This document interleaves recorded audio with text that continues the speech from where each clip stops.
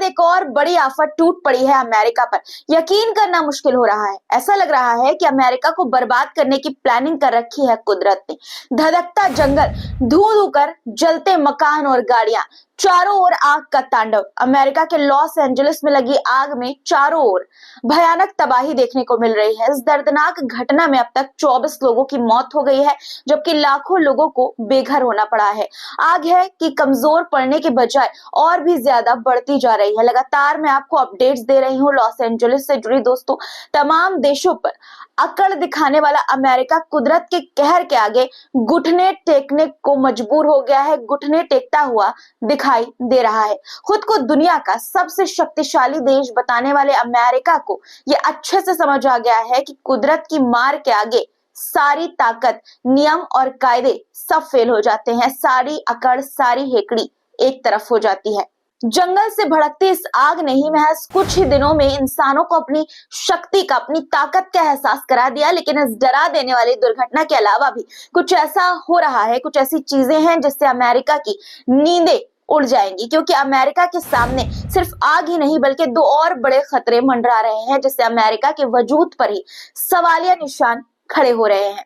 America को कुदरत की ओर से सिर्फ इस लाल कहर यानी कि आग नहीं बल्कि अब सफेद आफत ने भी डराना शुरू कर दिया है। एक सफेद आफत है जिसने अमेरिका को अब घेर लिया है।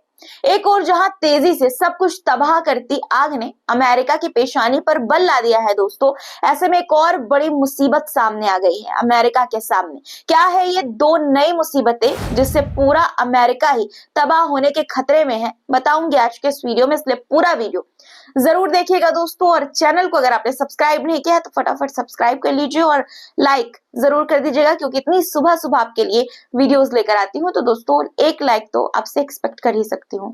आप अपनी बहन को एक लाइक दे सकते हैं, और जो लोग मेरे कहने से हर रोज लाइक करते हैं उनको बहुत सारा शुक्रिया। चलिए अब शुरू करते हैं आज का वीडियो। द लाइव टीवी, सच सबसे आगे। आदाब दोस्तों, मेरा नाम है मिसबा खान और आप मुझे द लाइव टीवी पर देख रहे हैं। इससे पहले कि उन दो आफतों पर बात करूं जो अमेरिका पर आई है, मैं आपको पहले कुछ दिखाना चाहती हूं। आप इन तस्वीरों को देखिए पहले, जो आपकी स्क्रीन पर है। ऐसा लगता है कि अमेरिका के लिए नर्क यानी कि जहन्नम का दरवाजा खोल दिया गया है। ऐसा मालूम पड़ता है कि अमेरिका के इस शहर में आसमान से आग बरस रही है। अगर आपने हॉलीवुड दिल हेल बॉय यानी कि नर्क पुत्र देखी होगी तो आपको याद होगा कि ठीक इसी तरह का जहन्नम का दरवाजा खुलता है और आसमान आग से लाल हो जाता है। फिल्मों में तो वो सारा जीएफएक्स वीएफएक्स का कमाल होता है, खेल होता है, लेकिन अमेरिका के आसमान में ये जो नजारा आप देख रहे हैं ये हकीकत में होता हुआ दिखाई दे रहा है। लाल धधकती आग और आसमान छूते धुएं के गुबार के आगे इंसान बेबस नजर आ रहा है। जहाज से पानी डालकर आग पर काबू पाने की नाकाम कोशिश लगातार की जा रही है अमेरिका के द्वारा, लेकिन ऐसा लग रहा है मानो कुदरत ने सब कुछ नस्तो नाबूद करने की ही ठान ली है। आग में तेज हवाएं आग में घी का काम कर रही हैं। शहर, जंगल और पहाड़ से जो तस्वीरें आ रही हैं वो बेहद डरावनी हैं दोस्तों, डरा देने वाली हैं। हवा से बातें करती आग की लाल लपटों को तो आपने देख लिया दोस्तों।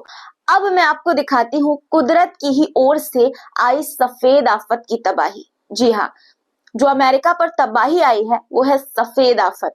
अमेरिका का एक शहर है शिकागो, जो अब जम चुका है। अब इसे कुदरत का करिश्मा कहेंगे या खुदाई मार की एक ओर जहां अमेरिका के लोग आग की तपिश में झुलस रहे हैं, तो दूसरी ओर अमेरिका के ही लोग जमा देने वाली ठंड का सामना भी कर रहे हैं। ऐसा लग रहा है कि मानो इस दुनिया में ही अमेरिका आग और बर्फ जैसी दो विपरीत चीजों का आजाब झेल रहा हो। अमेरिकियों पर पड़ी इस ठंडी और गर्म आफत पर सोशल मीडिया पर खूब चर्चा हो रही है। एक और जहां लोग घर छोड़ने को मजबूर हैं और बेघर हो गए हैं, तो दूसरी ओर लोग घर में ही कैद होकर रह गए हैं। दोनों ही हालात में खाने पीने के लाले पड़े हैं। वैसे आग और बर्फ की ये आफत, ये जो दो आफतें आई हैं अमेरिका पर, इसे देखकर मुझे कुरान और हदीस में जहन्नम पर बताई गई कुछ बातें याद आई हैं दोस्तों। मैं आपको बता देना चाहती हूँ। इस्लामिक किताब में जहन्नम के अलग अलग लेवल्स और टाइप्स का टाइप्स के बारे में बताया गया है, वर्णन किया गया है। इसमें दो टाइप के प्रमुख दो तरह की जहन्नम बताए गए हैं। एक गर्म जहन्नम और दूसरा ठंडा जहन्नम। गर्म जहन्नम को आग और जलते हुए ताप से भरा हुआ बताया गया है।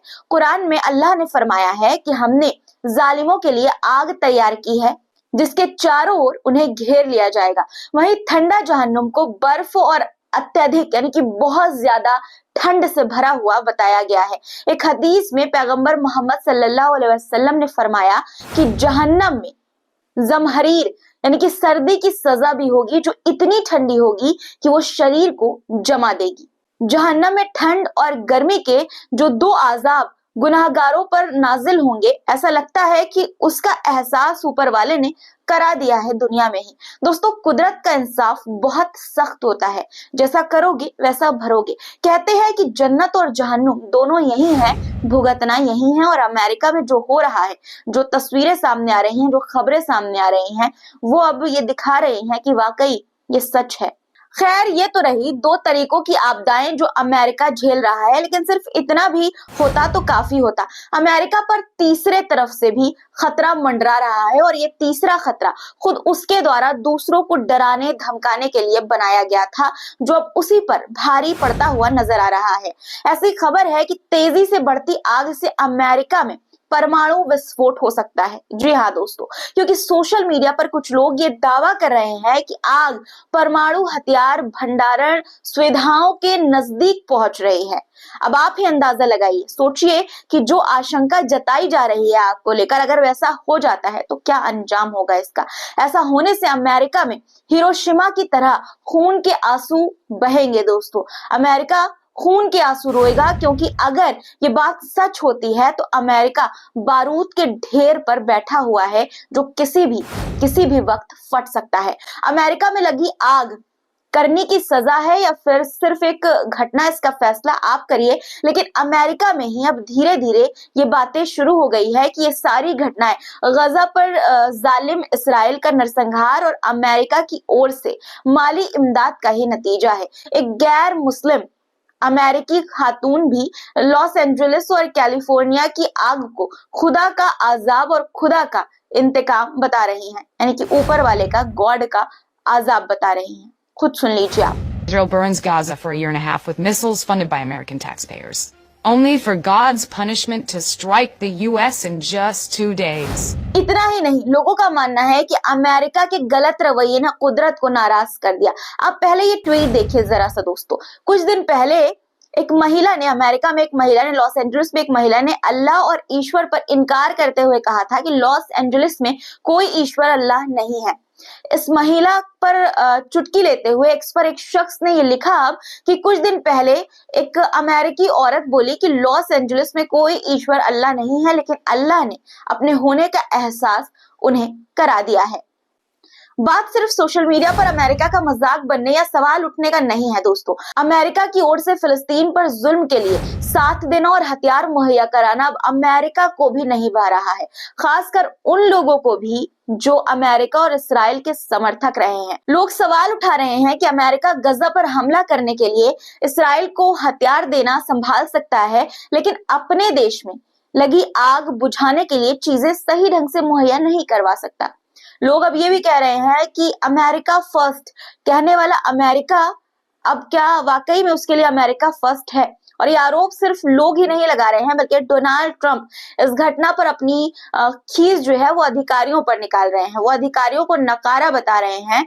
जो भी हो, एक बात तो तय है कि खुद को सुपर पावर बताने वाला अमेरिका भी इस आग के आगे, कुदरत की लगाई हुई आग के आगे नतमस्तक हो चुका है। हालांकि अब किन कारणों से आग लगी, इस बात की जांच शुरू कर दी गई है, लेकिन अगर ये कहर, ये आग कुदरत की तरफ से हुई तो क्या अमेरिका ऊपर जाएगा जांच करने के लिए? कैसे जांच करेगा? क्या करेगा वो? किसकी जांच करेगा? फिर तो अमेरिका को जांच करने के लिए ऊपर ही जाना पड़ेगा, क्योंकि और कोई तो ऑप्शन रहेगा ही नहीं दोस्तों। हालांकि इन सब के बीच एक शख्स को शक के आधार पर गिरफ्तार किया गया है अमेरिका में। मीडिया रिपोर्ट्स के मुताबिक जुआन मैनुअल नाम का ये संदिग्ध व्यक्ति मैक्सिको का रहने वाला है, जो अमेरिका में इल्लीगल तौर पर घुसा है।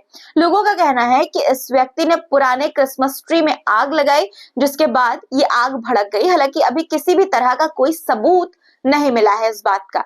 आग लगाने वाले ही नहीं, बल्कि अंत में मैं आपको आग बुझाने वालों को भी दिखाऊंगी। ऐसे लोग जो पेट की आग को बुझाते हैं।